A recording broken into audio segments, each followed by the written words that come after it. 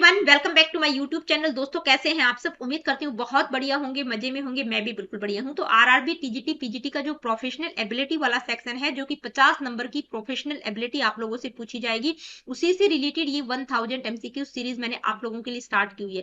पहली यूनिट बिल्कुल कंप्लीट मैं करवा चुकी हूँ। दूसरी यूनिट जो साइकोलॉजी वाला पार्ट है वो हमने स्टार्ट किया हुआ है। उसमें भी सिर्फ एक या दो तीन टॉपिक बचे हुए हैं। ठीक है, एक इंटेलिजेंस का बच गया, एक इवोल्यूशन का, और एक टॉपिक एक्सेप्शनल चिल्ड्रन का। तो वो अगली वीडियो में वो तीनों टॉपिक से रिलेटेड एमसीक्यूज में एक ही वीडियो में लेकर आऊंगी, क्योंकि टाइम बहुत कम बचा हुआ है। ठीक है, तो देखिए आज की इस वीडियो में लर्निंग और मोटिवेशन से रिलेटेड एमसीक्यूज रहेंगे। लेकिन उससे पहले आप लोगों को सजेस्ट करूंगी कि लर्निंग की थ्योरीज, मोटिवेशन और मोटिवेशन की थ्योरीज, ये टॉपिक मैंने आप लोगों की प्लेलिस्ट में इंक्लूड कर दिए हैं, तो वहां पर आप जाकर देख लीजिएगा। ठीक है, लर्निंग नाम से ही मिल जाएगा। लर्निंग से रिलेटेड एक वीडियो नहीं मिलेगी, कम से कम 8-10 वीडियोस होंगी। अगर जिस बच्चे को पजल हो रहा है कि भाई ये मिल गई, ये नहीं मिली, दूसरी मिल गई, दूसरी नहीं मिली, तो लर्निंग और थ्योरीज नाम से आपको प्लेलिस्ट मिल जाएगी। वो कंप्लीट प्लेलिस्ट आप देख लीजिएगा। वहां पे आपको बेनिफिट क्या होगा कि हर थ्योरी से रिलेटेड क्वेश्चंस आपको मिल जाएंगे और बिल्कुल कॉन्सेप्ट क्लियर हो जाएगा।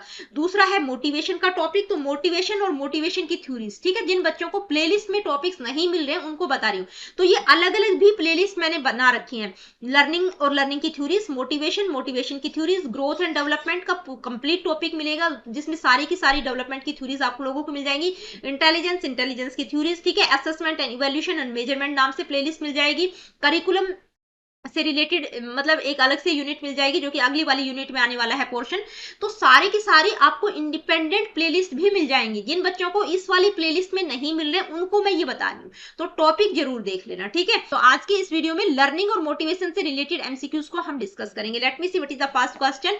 Gestalt theories of learning are based on the study of. देखिए, गेस्टाल्ट थ्योरीज, ठीक है, गेस्टाल्ट के अधिगम सिद्धांत किसके अध्ययन पर आधारित है? जिसमें हम इनसाइट थ्योरी की बात करते हैं, ठीक है, जो कोहलर के द्वारा दी गई है। अब ये थ्योरी आप पढ़ के आएंगे तभी आपको पता चलेगा। ठीक है, गेस्टाल्ट का मतलब क्या होता है ये भी पूछा जा सकता है, जो कि मैं पिछला जो साइकोलॉजी वाला पार्ट था उसमें मैंने आप लोगों को बताया था, जिसमें हमने स्कूल्स ऑफ साइकोलॉजी से रिलेटेड एमसीक्यूज किए थे। पहला ही जो इसका साइकोलॉजी वाले पार्ट का पहला ही वीडियो था, आई थिंक 13वां-14वां होगा, कोई देख लेना। गेस्टाल्ट थ्योरीज ऑफ लर्निंग किस पर बेस्ड है? Perception, meditation, concentration, introspection. तो इंट्रोस्पेक्शन, कंसंट्रेशन, मेडिटेशन पर नहीं, गेस्टाल्ट थ्योरीज में किसकी बात की गई है? परसेप्शन की बात की गई है, बोध की बात की गई है। ठीक है, इनसाइट की बात की गई है। नेक्स्ट क्वेश्चन क्या है? Which of the following are the two associative learning theories, यानी कि इनमें से कौन सी दो एसोसिएटिव लर्निंग थ्योरी है, दो सहयोगात्मक अधिगम सिद्धांत है? Classical conditioning and oppressive. तो ऑपरेसिव कंडीशनिंग तो है नहीं कोई, ठीक है। दूसरी में है ऑपरेटिव कंडीशनिंग, तो ये भी कोई नहीं है।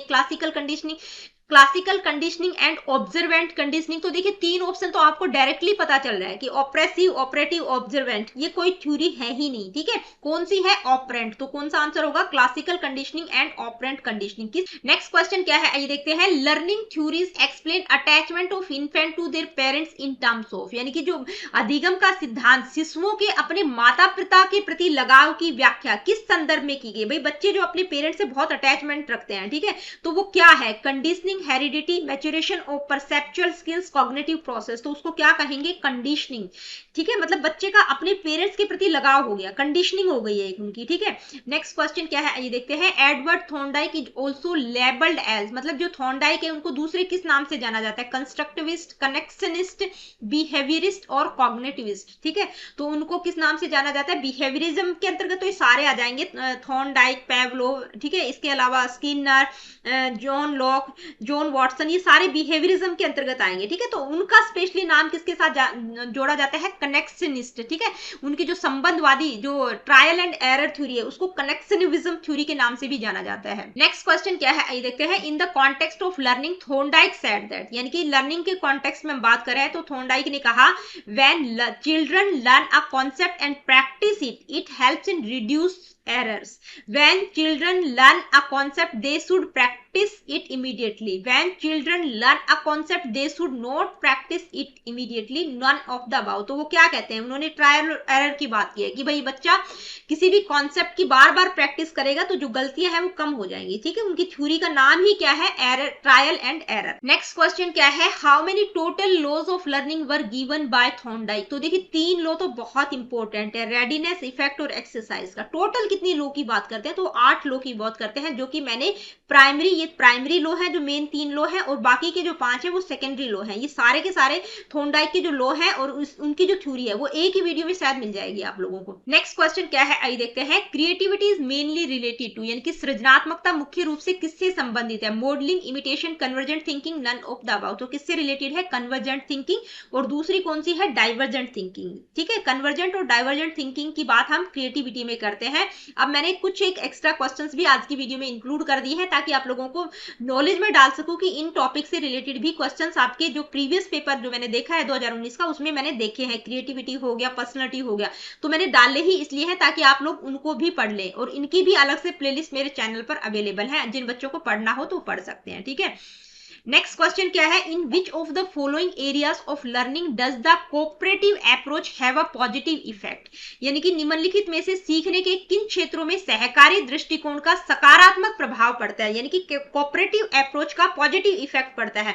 Academic achievement, collaborative behaviour, cross cultural understanding, relationship and attitude towards disabled childrens. यानी कि जो डिसेबल्ड बच्चे हैं उनके प्रति आपका क्या मतलब किस तरह का व्यवहार है, या रिलेशनशिप किस तरह की है। ठीक है, क्रॉस कल्चर की अंडरस्टैंडिंग हो गया, कोलैबोरेटिव बिहेवियर हो गया, एकेडमिक अचीवमेंट हो गया, ये सारे के सारे कोऑपरेटिव अप्रोच है। तो आपका आंसर क्या आएगा? सारे के सारे ही आ जाएंगे। नेक्स्ट क्वेश्चन क्या है? Which one of the following principles does not assist in transfer of learning? तो देखिए, लर्निंग और ट्रांसफर ऑफ लर्निंग और उसकी थ्योरीज वो भी अवेलेबल है मेरे चैनल पर। ठीक है, आपको देखना पड़ेगा क्योंकि ट्रांसफर ऑफ लर्निंग लर्निंग से ही रिलेटेड टॉपिक है।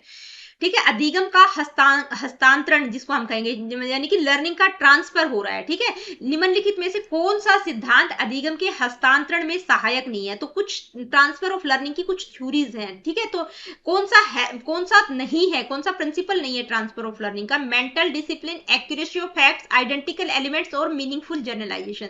तो जर्नलाइजेशन, आइडेंटिकल एलिमेंट्स और मेंटल डिसिप्लिन, ये तीनों ही प्रिंसिपल है और इनसे रिलेटेड थ्योरीज भी है। कौन सा नहीं होगा? Accuracy of facts. Next question क्या है, देखते हैं। The term used by Bruner to describe a form of learning that results from active exploration of alternatives by the learner is. यानी कि देखिए, ब्रूनर के द्वारा एक टर्म यूज की गई है। ठीक है, एक लर्निंग की फॉर्म ही है। वो क्या कह रहे हैं कि भाई जो एक्टिव एक्सप्लोरेशन है, मतलब सक्रिय सहभागिता जिसको हम कहेंगे, यानी कि एक्टिव होकर किसी चीज को एक्सप्लोर करना, उसके मतलब उसके रिप्लेस में, उसके अल्टरनेटिव में कौन सी टर्म यूज कर सकते हैं लर्नर? तो कौन सी टर्म हो सकती है एक्टिव एक्सप्लोरेशन की, मतलब उसके अल्टरनेटिव टर्म कौन सी होगी? Rote memorisation, discovery learning, conditioning या सिग्नल लर्निंग? तो कौन सी होगी? डिस्कवरी लर्निंग की बात कौन करते हैं? ब्रूनर करते हैं। ठीक है, रोट मेमोराइजेशन तो बिल्कुल ही गलत है, कंडीशनिंग हम बिहेवियरिज्म में पढ़ते हैं। सिग्नल लर्निंग जो है लर्निंग की ही एक थ्योरी है, रॉबर्ट गैने के द्वारा जो हायरार्की दी गई है। ठीक है,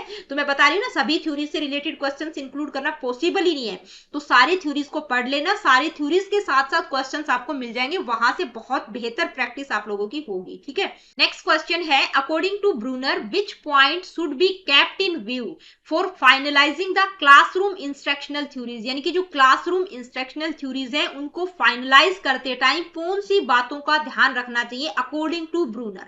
तो किन का ध्यान रखना चाहिए? बायोलॉजिकल मैच्योरिटी, तो बायोलॉजिकल मैच्योरिटी की बात तो ये बिल्कुल नहीं करते हैं। ठीक है, nature of knowledge, learner and learning process, schema और balance, all of the above. तो कौन सा होगा? Nature of knowledge, learner and learning process की बात करते हैं। ठीक है, स्कीमा की बात कौन करते हैं? प्याजे करते हैं।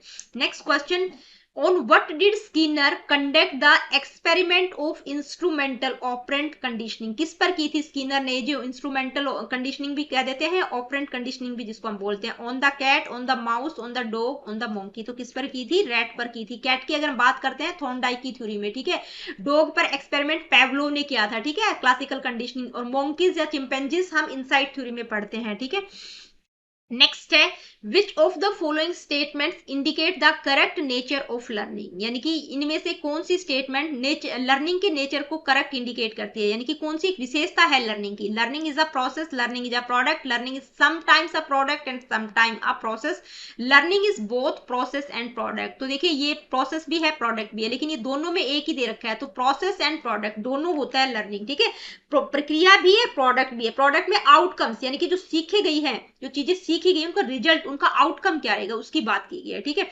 नेक्स्ट क्वेश्चन क्या है, which schedule of reinforcement is most effective. तो शेड्यूल ऑफ रीइंफोर्समेंट बहुत इंपॉर्टेंट है और यहां से क्वेश्चन बहुत बार पूछा जाता है। ये किसकी थ्योरी में पढ़ेंगे आप, स्किनर की ऑपरेंट कंडीशनिंग थ्योरी में मैंने शेड्यूल ऑफ रीइंफोर्समेंट को बहुत सिंपल तरीके से एक्सप्लेन कर रखा है, जरूर जाके उस थ्योरी को देख लीजिएगा। Operant conditioning, classical conditioning, insight theory, Thorndike की trial and error theory, Robert Gagne की थ्योरी, ठीक है, सोशल लर्निंग थ्योरी जो कि बंडूरा के द्वारा दी गई, ये 5-6 थ्योरी तो मस्ट है, ठीक है, और ये मैंने सारी करवा रखी हैं, तो आप जरूर देख लीजिएगा इनको।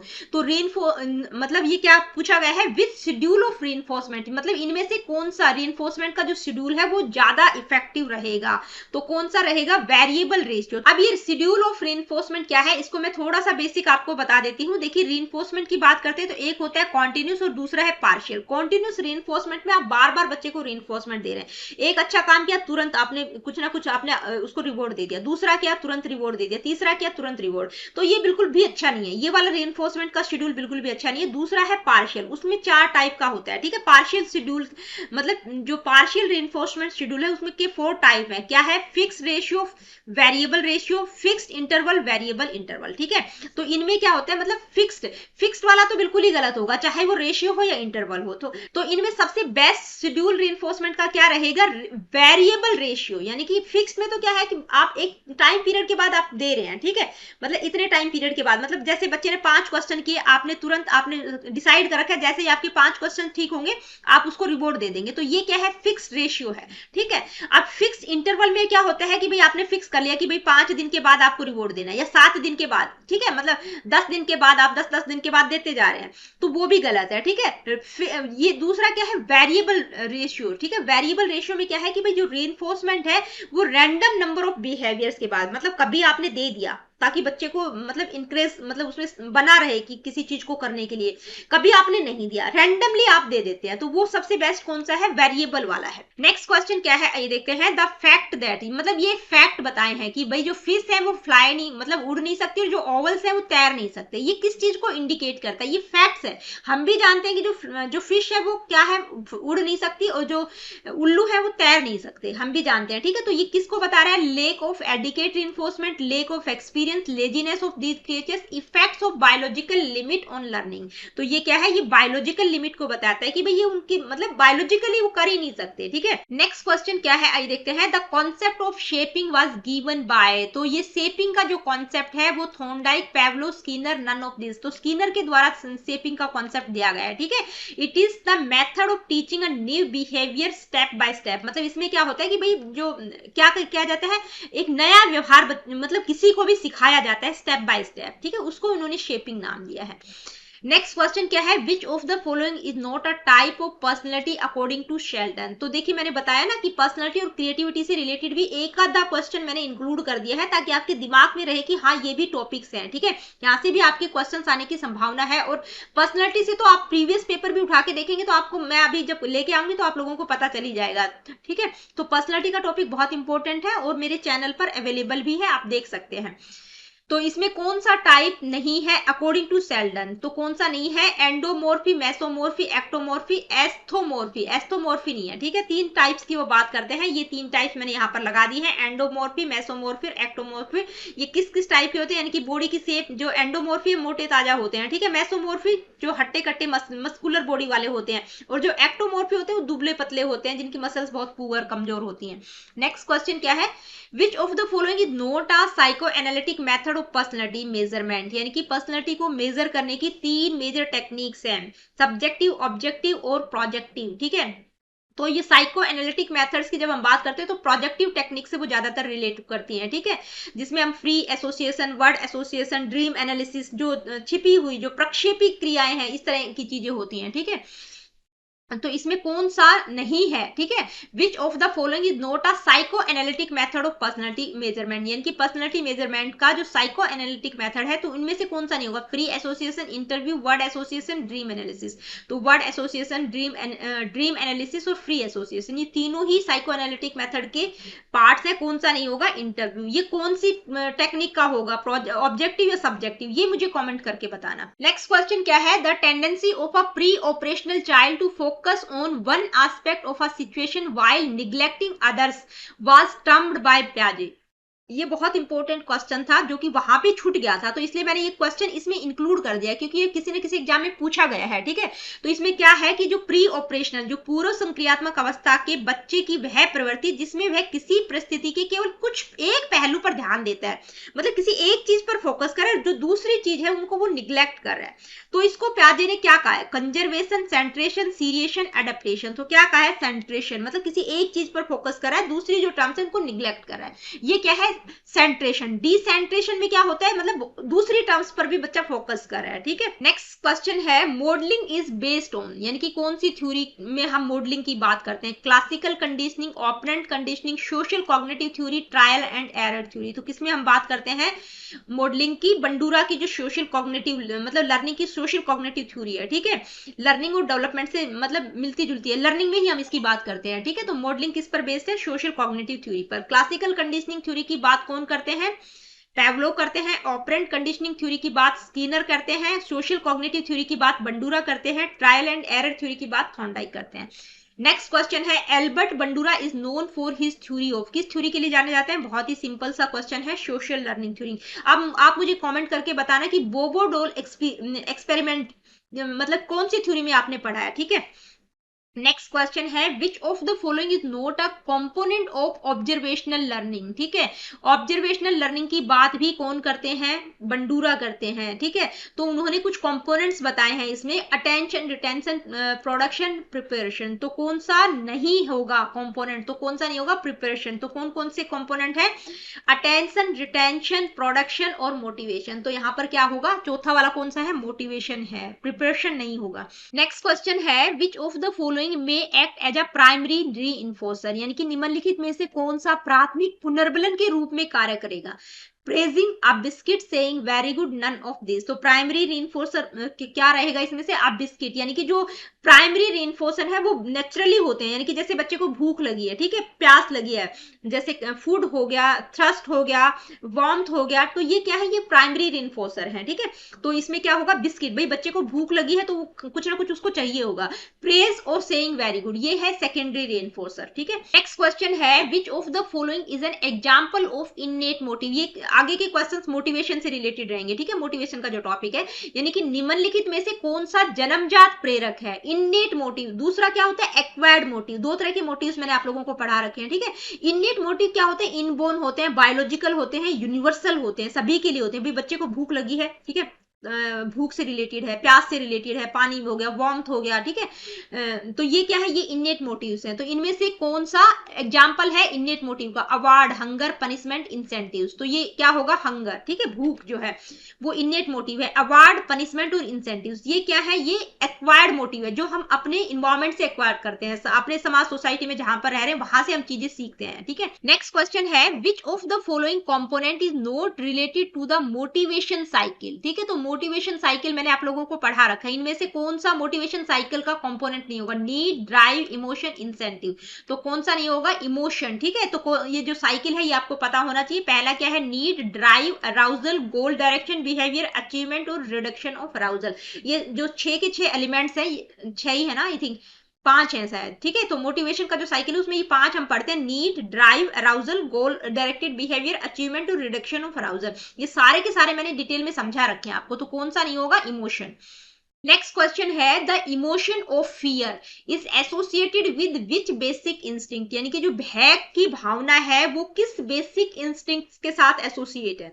रिपल्सन, प्यूगेंसिटी, अपील, एस्केप, यानी कि घृणा, लड़ाकूपन, आकर्षण और पलायन। तो जो भय है, यानी कि जो इमोशन है, फियर का जो इमोशन है वो एस्केप से जुड़ा हुआ है। जैसे कोई भी आदमी है या कोई भी एनिमल है, जब उसको डर की अवस्था होती है, मतलब जब वो डर की सिचुएशन में होता है तो बचने की कोशिश करता है। तो जो बेसिक इंस्टिंक्ट है वो क्या है? स्केप। ठीक है, कौन सा इंस्टिंक्ट है? बेसिक इंस्टिंक्ट क्या होगा? स्केप। वहां पे वो बचने की कोशिश करता है डर के मारे। ठीक है, तो ये जो स्केप की प्रवृत्ति से उससे स्केप है जो बेसिक इंस्टिंक्ट रहेगा। अपील की अगर हम बात करें तो यहाँ पर क्या है? आकर्षण, टेंडरनेस, सहानुभूति की बात की गई है। प्यूगेंसिटी मतलब क्रोध, एंगर से रिलेटेड है। और रिपल्सन किससे रिलेटेड है? घृणा से रिलेटेड है। ठीक है, नेक्स्ट क्वेश्चन क्या है आइए देखते हैं। Which of the following best describe the relationship between motivation and learning, यानी कि इनमें से कौन सी स्टेटमेंट मोटिवेशन और लर्निंग को को बेस्ट डिस्क्राइब करती है? Learning is independent of motivation, high motivation leads to better learning outcomes, motivation and learning are unrelated process, only external motivation affects learning. तो ये एक्सटर्नल तो बिल्कुल गलत है, ठीक है, अनरिलेटेड भी नहीं है, दोनों रिलेटेड है, ठीक है। मतलब लर्निंग क्या है, इंडिपेंडेंट भी नहीं है मोटिवेशन से, दोनों मतलब एक दूसरे से जुड़े हुए हैं, ठीक है। High motivation leads to better learning outcomes, यानी कि जितने आप हाईली मोटिवेट हो रहेंगे उतने ही आपके जो लर्निंग आउटकम्स है वो बेहतर रहेंगे। जैसे अभी आप लोगों को करवा रही हूँ, आप बहुत मोटिवेटेड हैं तो आपके जो लर्निंग आउटकम रहेंगे वो भी बेहतर रहेंगे, आप अच्छे तरीके से चीजों को करेंगे, जो रिजल्ट होगा वो भी बेहतर होगा, ठीक है, लर्निंग आउटकम्स भी बेहतर होंगे। नेक्स्ट क्वेश्चन है, Mohit likes to teach children and is preparing hard for the entrance exam for BEd, he is motivated, यानी कि जो एक बच्चा है मोहित, ठीक है, मेरे बेटे का नाम है मोहित, को बच्चों को पढ़ाना पसंद है, वह बीएड की प्रवेश परीक्षा की तैयारी कर रहा है, तो वह किससे प्रेरित है? इंट्रिंसिकली, एक्सट्रिंसिकली, एक्टिवली या इंटेलेक्चुअली? तो एक्टिवली और इंटेलेक्चुअली नहीं होगा, या तो एक्सट्रिंसिक मोटिवेशन की हम बात करें या इंट्रिंसिक, भाई खुद मोटिवेट है, खुद काम कर रहा है, ठीक है, तो क्या होगा? इंट्रिंसिकली। नेक्स्ट क्वेश्चन क्या है, आइए देखते हैं। When students are allowed to choose their learning task they often feel a greater sense of fill in the blanks lead to higher level of, यहां पर भी फिल इन द ब्लैंक्स है motivation, ठीक है, यानी कि जब आप बच्चों को छूट दे देते हैं कि वो अपने लर्निंग टास्क को अपने तरीके से कर सकते हैं, ठीक है, दे often feel a greater sense of, तो उनमें किस तरह की भावना मतलब किस चीज तरह की फीलिंग आएगी जिससे उनका जो मतलब लीडिंग टू हायर लेवल, उनसे क्या होगा कि मतलब जब जो फीलिंग आएगी उससे उनका मोटिवेशन का जो लेवल है वो भी हायर होगा। तो किस तरह का होगा? ऑटोनोमी, यानी कि जब बच्चों को आप खुली छूट दे रहे हैं तो ऑटोनोमी, स्वायत्तता की भावना रहेगी, और मोटिवेशन का जो लेवल रहेगा वो इंट्रिंसिक रहेगा, ठीक है। सिंपल सा क्वेश्चन था, इसलिए मैंने ज्यादा एक्सप्लेन किया नहीं है। नेक्स्ट क्वेश्चन है, it is often argued that rewards may not be best way to motivate learners, यानी कि यह तर्क दिया जाता है अक्सर कि जो पुरस्कार है वो शिक्षार्थियों को प्रेरित करने का सर्वोत्तम तरीका नहीं है। क्यों नहीं है? क्यों नहीं है? They decrease intrinsic motivation, they increase intrinsic motivation, they decrease extrinsic motivation, they decrease both intrinsic and extrinsic motivation. भाई बार बार अगर आप बच्चे को रिवॉर्ड देंगे तो वो इंट्रिंसिक जो उसका मोटिवेशन है, जो अपना खुद का मोटिवेशन उसका होना चाहिए, ठीक है, अपने आप वो मोटिवेट हो, वो उसका कहीं ना कहीं डिक्रीज हो जाएगा, ठीक है, वो अपने आप मोटिवेट होने की बजाय बाहरी चीजों पर डिपेंड करेगा कि जब उसको कोई चीज मिलेगी तभी वो काम करेगा, ठीक है, तो ये क्या करता है? डिक्रीज करता है इंट्रिंसिक मोटिवेशन को। Next question, what do you think is the best tool to motivate students, यानी कि इनमें से कौन सा बेस्ट टूल है बच्चों को मोटिवेट करने के लिए? आप कौन सा टूल का यूज करेंगे? Audio visual aids, make lessons most interesting, seek cooperation of students, meet parents regularly. तो कौन सा रहेगा भाई? लेसन को इंटरेस्टिंग बनाएंगे, ठीक है।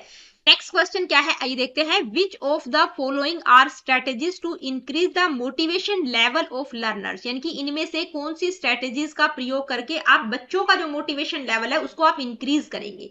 बिल्ड स्ट्रेंथ फर्स्ट, यानी कि पहले ताकत मतलब स्ट्रेंथन करेंगे उनको, ठीक है। प्रपोज अल्टरनेटिव्स, उनको मतलब विकल्प उनके सामने प्रस्तुत करेंगे। फैसिलिटेटिंग क्रिएटिविटी को, रचनात्मकता को प्रोत्साहित करेंगे।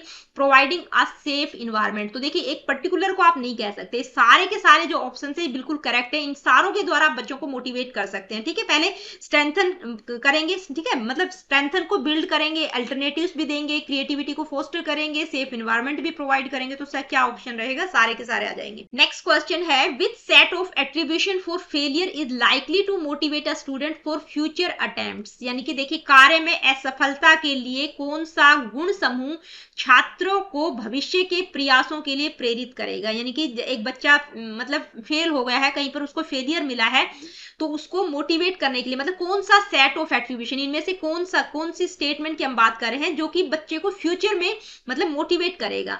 कौन सा अटेम्प्ट आप करेंगे इनमें से? I am not intelligent and intelligence is fix, भाई मैं इंटेलिजेंट नहीं हूं, इंटेलिजेंस तो फिक्स है। I didn't put enough efforts this time although I am capable. Teacher was biased and I can't change her perception, यानी कि teacher जो है क्या थी? मेरे प्रति पक्षपाती थी और मैं उनकी धारणा नहीं बदल सकता। This exam fell on Tuesday and Tuesday is my unlucky day, तो ये भी नहीं होगा, ये भी नहीं होगा, ठीक है। इंटेलिजेंस मतलब मैं इंटेलिजेंट नहीं हूँ और इंटेलिजेंस फिक्स है, तो ये भी नहीं होगा। वो क्या करेगा, मतलब मोटिवेट करने के लिए, फ्यूचर अटेम्प्ट्स के लिए मोटिवेट करने के लिए सबसे बेस्ट ऑप्शन क्या रहेगा कि भाई मैंने बहुत अच्छे एफर्ट अब की बार नहीं किए, अपना बेस्ट नहीं दिया, जबकि मैं कैपेबल था, कर सकता था, ठीक है, ताकि वो आगे फ्यूचर में मोटिवेट रहे। नेक्स्ट क्वेश्चन क्या है, आइए देखते हैं। Which kind of goal setting will intrinsically motivate students for learning, यानी कि इनमें से कौन सी गोल सेटिंग विल, कि भाई बच्चे को अपने गोल लक्ष्य को निर्धारण करना है, मतलब इंट्रिंसिकली मोटिवेट करेगा स्टूडेंट्स को, यानी कि किस प्रकार का लक्ष्य निर्धारण छात्रों को आंतरिक रूप से प्रेरित करेगा, self directed, teacher directed, parent directed या पीयर डायरेक्टेड। तो सबसे बेस्ट क्या रहेगा कि जब वो खुद अपने आप मोटिवेट रहेगा, ठीक है, आंतरिक रूप से जब बच्चा मोटिवेट रहेगा तो वो सबसे बेस्ट रहेगा, ठीक है। नेक्स्ट क्वेश्चन क्या है, आइए देखते हैं। Which of the following is not a physiological motive, यानी कि इनमें से कौन सा शारीरिक फिजियोलॉजिकल मोटिव नहीं है, अचीवमेंट, हंगर, थर्स्ट और स्लीप, तो ये तीनों ही फिजियोलॉजिकल है, क्या नहीं है, अचीवमेंट है, ठीक है। नेक्स्ट क्वेश्चन क्या है, rearrange Maslow's hierarchy of needs logically, यानी कि जो मैस्लो की हायरार्की ऑफ नीड की थ्योरी है मोटिवेशन की, जो कि मस्ट है, इसको बिल्कुल पढ़ के जाना है आपको, ठीक है। इसकी जो 5 नीड्स है बिल्कुल डिटेल में आपको पता होनी चाहिए, सारी की सारी मोटिवेशन की 15 आई थिंक 15-16 थ्योरीज हैं, लेकिन सारी आपको नहीं करनी है, जो मेन थ्योरीज हैं, ठीक है, जैसे मैस्लो की होगी या 1-2 थ्योरीज और हैं, तो आप एक बार उनका मतलब कौन सी थ्योरी किसने दी है, कंटेंट थ्योरीज कौन सी है, प्रोसेस थ्योरीज कौन सी है, कंटेंट थ्योरीज में क्या क्या कौन कौन सी थ्योरीज आ जाएंगी, प्रोसेस थ्योरीज में कौन कौन सी आ जाएंगी, तो उनके जो किसके द्वारा ये थ्योरी की बात की गई वो बेसिकली आप जरूर पढ़ के जाना, लेकिन मैस्लो की थ्योरी को डिटेल में पढ़ के जाना। तो इनको रीअरेंज करना है, जो उन्होंने 5 प्रकार की नीड्स बताई हैं, physiological, security, esteem needs, social needs, self actualisation. तो सबसे पहले क्या आएगा, फिजियोलॉजिकल नीड्स, ठीक है, ए ही आएगा। उसके बाद क्या आएगा, सिक्योरिटी की नीड आएगा, उसके बाद बी आ जाएगा, उसके बाद एस्टीम नीड्स नहीं आएगा, सोशल नीड्स आएगा, मतलब सामाजिक तौर पर अपनी इच्छाओं को पूरा करेंगे। उसके बाद अपनी खुद की सम्मान की चीजें आ जाएंगी, मतलब इसमें डी आएगा इसमें, ठीक है, बी, डी, सी और ई, ठीक है, तो ये वाला सही रहेगा। आप देख लीजिए किसमें है ये, A, B, D, C, E. Next question क्या है, आइए देखते हैं। Constructivism as a learning theory holds that, भाई कंस्ट्रक्टिविज्म हो गया, कॉग्निटिविज्म हो गया, बिहेवियरिज्म हो गया, यहाँ से भी आपको क्वेश्चन देखने को मिलेगा। ये तो बेस है लर्निंग थ्योरीज के लिए, ठीक है। बिहेवियरिज्म में कौन कौन सी थ्योरीज आ जाएंगी, कंस्ट्रक्टिविज्म में कौन कौन सी थ्योरीज और कौन कौन से थ्योरिस्ट आ जाएंगे, कॉग्निटिविज्म में कौन कौन सी थ्योरीज और कौन कौन से थ्योरिस्ट आ जाएंगे। तो पहली वीडियो जो सबसे पॉपुलर वीडियो है मेरे चैनल पर लर्निंग वाली प्लेलिस्ट में मिल जाएगी, और आपकी इसमें जो प्लेलिस्ट है इसमें भी मैंने इंक्लूड कर रखी है, बिहेवियरिज्म, कॉग्निटिविज्म और कंस्ट्रक्टिविज्म नाम से, ठीक है। तो बिल्कुल पढ़ के जाना है उसको। तो कंस्ट्रक्टिविज्म क्या है, एक लर्निंग थ्योरी है, उसमें क्या कहा गया है, learning is a completely psychological phenomena, learning is socially construct, learning is an individual characteristics, all learners can not learn language. तो कौन सा रहेगा, मतलब कंस्ट्रक्टिविज्म की बात करें, सोशली कंस्ट्रक्ट, लर्निंग क्या है, सोशली कंस्ट्रक्ट है। नेक्स्ट है, which type of learning approach emphasises learning through observation and imitation. तो ऑब्जर्वेशन और इमिटेशन की बात हम कौन सी थ्योरी में करते हैं, क्लासिकल, ऑब्जर्वेशनल, ऑपरेंट या कॉग्निटिव डेवलपमेंट थ्योरी। तो किसमें करते हैं, बंडूरा की ऑब्जर्वेशनल थ्योरी में, ठीक है। नेक्स्ट क्या है, Thorndike's learning theory is in nature, किस तरह की है, मतलब थॉर्नडाइक का जो अधिगम सिद्धांत है उसकी प्रकृति कैसी है, constructivist, behaviourist, irrelevant, none of the above. तो क्या है, बिहेवियरिस्ट है थॉर्नडाइक, ठीक है।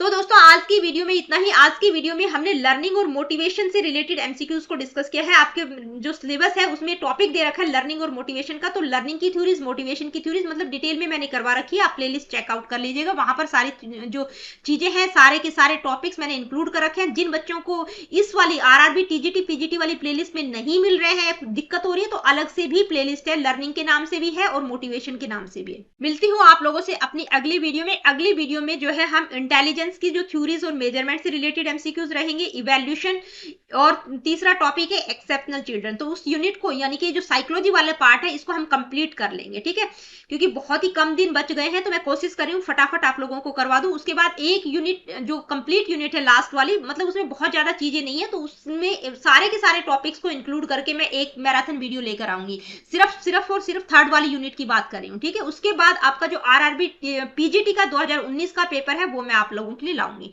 तो मिलती हूँ आप लोगों से अपनी अगली वीडियो में। Really good, take care of yourself. देखिए वीडियो सेशंस आप लोगों के लिए हेल्पफुल है, तो लाइक, शेयर और चैनल को सब्सक्राइब आप कर सकते हैं, और वीडियो को हाइप जरूर कर दिया करो। ये तो मैं आप लोगों से रिक्वेस्ट करके बोल के जाती हूँ कि भाई वीडियो को हाइप ज्यादा से ज्यादा करा करो। किसी प्रकार का क्वेश्चन, क्वेरीज, फीडबैक है वो आप मुझे कमेंट करके बता सकते हैं।